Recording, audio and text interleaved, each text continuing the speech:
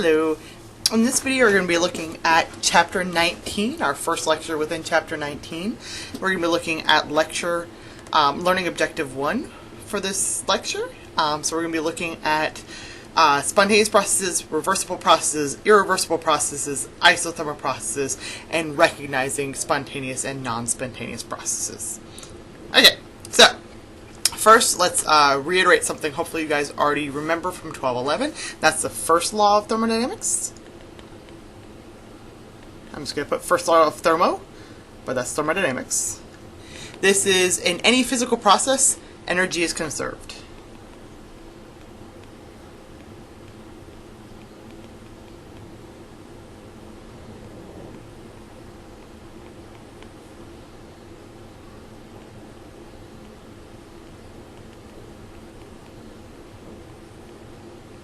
So, anything that's lost by the surroundings is gained by the system. Anything that's lost by the system is gained by the surroundings. So,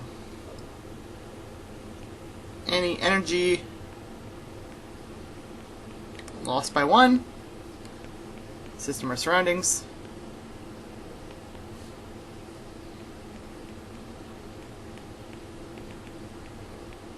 is gained by the other.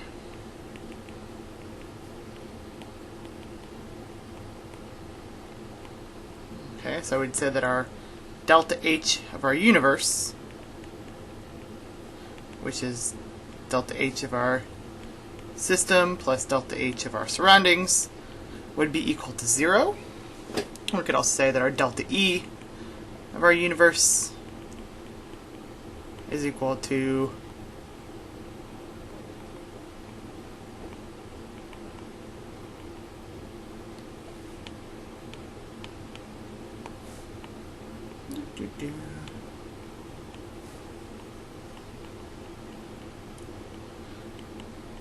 So, these are not going to have any overall change in the universal amount of it. Another thing I want to remind you guys about is our equations. Delta E equals Q plus W, where Q is heat and W is work. So, when we're talking about energy, we're not just talking about delta H, although that's the most common that we're talking about for this class. But we are also talking about work. So when we think about energy as a whole, so our internal energy E, we can gain heat or work, or gain heat or have work done on our system, and that would be an increase in E, so it would be a positive E. And then same thing if we have heat loss or work done by the system, that's going to remove internal energy, so we have a negative E. So we can always think about energy or heat in terms of a bank. Okay, now moving on to our spontaneous processes. A spontaneous process is a process that occurs without any outside aid.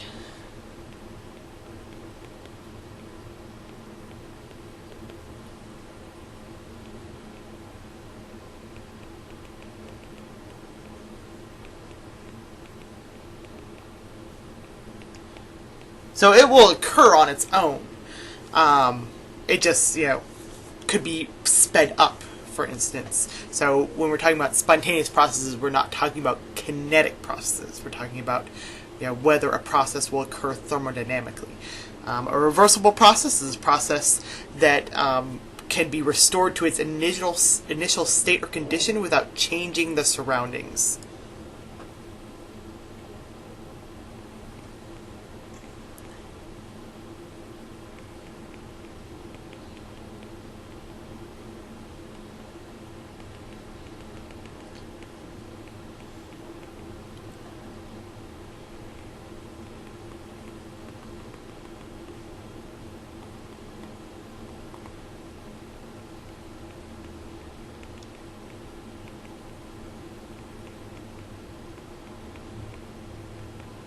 So this is not the same idea as a reversible reaction, because this is a different idea.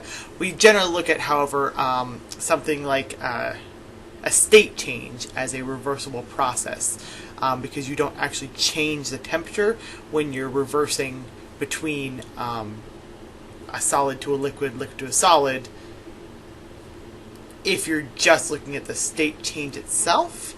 Now that's not entirely true, right? Because going from one to the other is exothermic in process, but a lot of times we'll look at a reversible process as something that is, or a state change is a reversible process. But technically, really, there are no true reversible processes. Most things are considered irreversible processes.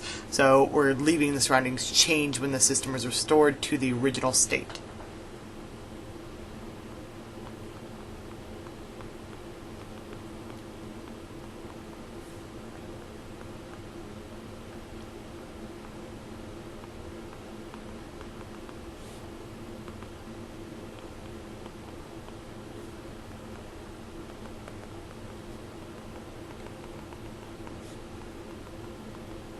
And then we have what's called an isothermal process, so a process in which the temperature of the system remains constant.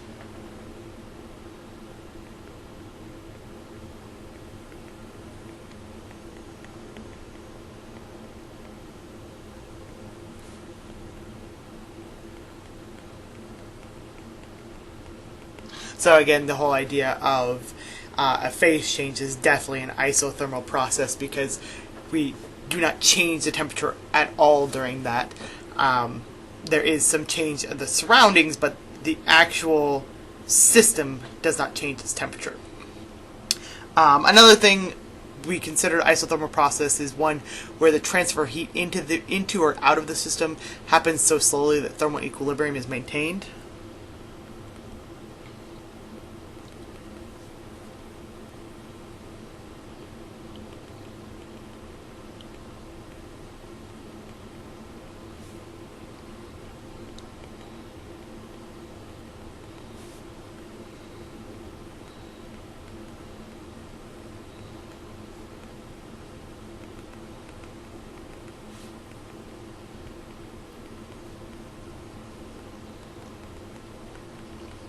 So that's how the way we can look at that differently.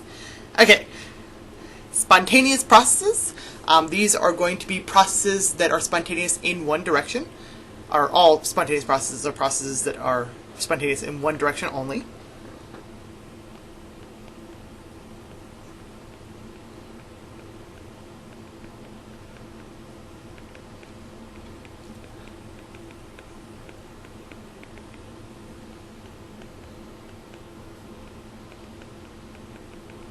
So the opposite direction, the other way of the reaction, is going to be non-spontaneous.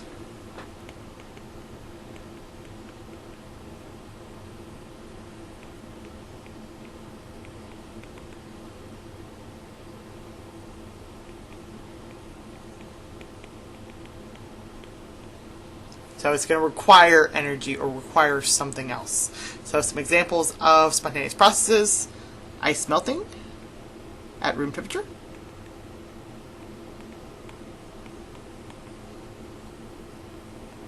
If you try to go the opposite direction at room temperature, that will not work. Heat flowing from a hot object to a cold object.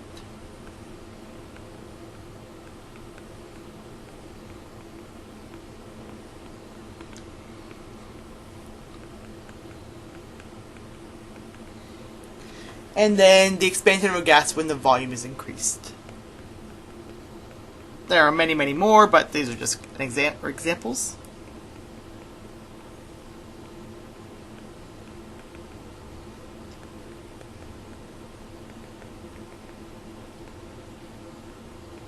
Okay.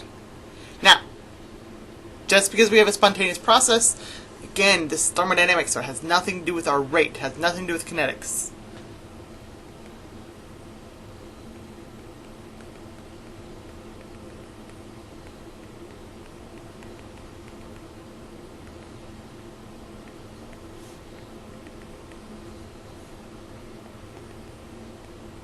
So we can have a slow process that is spontaneous.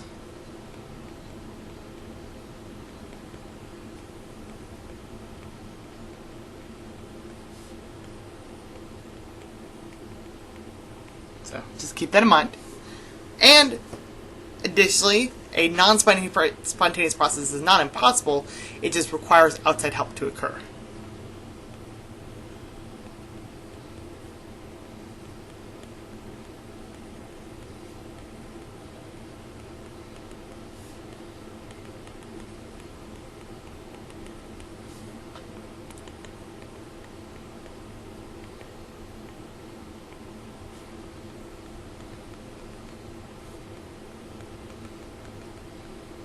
Okay. So, another reminder is the idea of a state function. So it's a function whose property depends only on the current state and the initial state. So the property whose,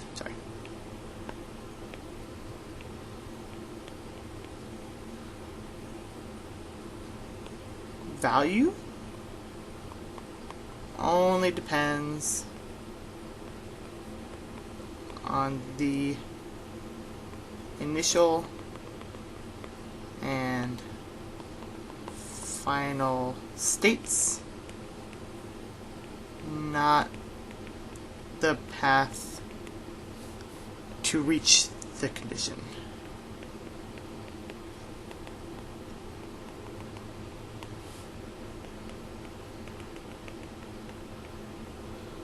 Okay, so examples: pressure, temperature, volume, enthalpy, entropy.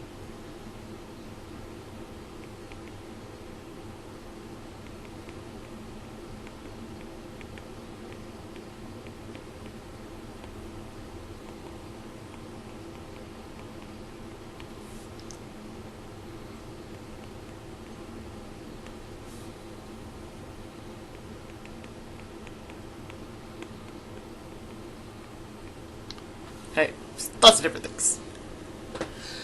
So, enthalpy, a state function, measures the total energy of the thermodynamic system.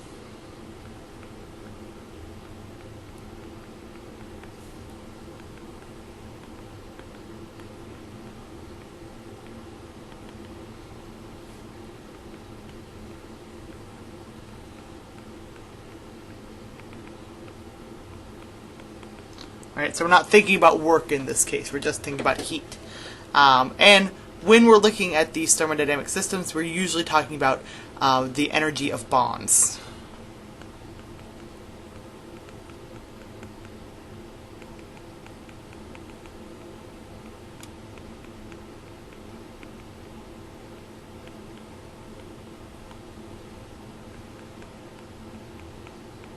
So bond breaking, bond forming, those type of things.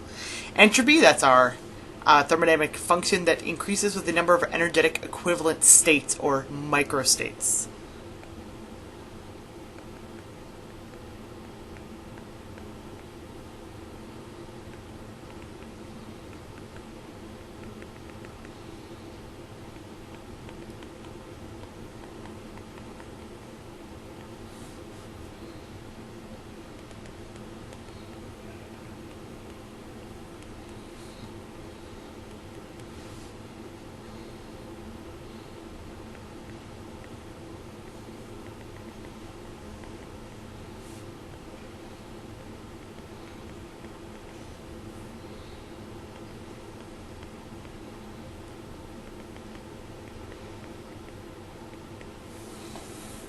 Okay, so gives us our randomness, or disorder. So, increased entropy with increased disorder.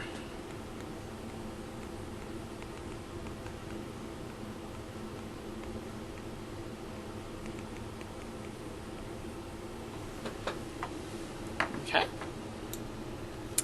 Okay, let's see how well you guys understood this part of the chapter. So, we want to look and see which of these processes are spontaneous. So, if we have water at 40 degrees Celsius, and we add in a piece of metal at 150 degrees Celsius, the water itself gets hotter. So what we're saying is the metal at 150 degrees Celsius is transferring heat to the water at 40 degrees Celsius. So we're transferring heat from hotter body to a cooler body, which is in fact spontaneous. Okay, water at room temperature decomposes into H2 and O2. So we have the following reaction.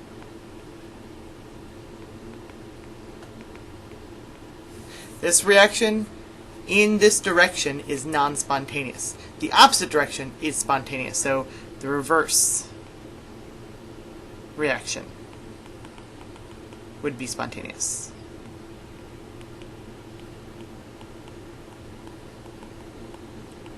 But as written, this is not spontaneous. Okay, benzene vapor at a pressure of 1 atmosphere condenses to liquid benzene at the normal boiling point of benzene. Okay, so if we are at the normal boiling point of benzene and we're at 1 atmosphere, we are at boiling, right? So we are in equilibrium between our liquid state and our gaseous state.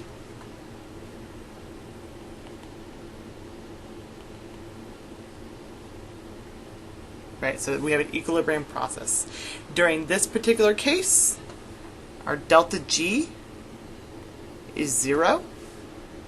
Therefore, we are non-spontaneous in either direction.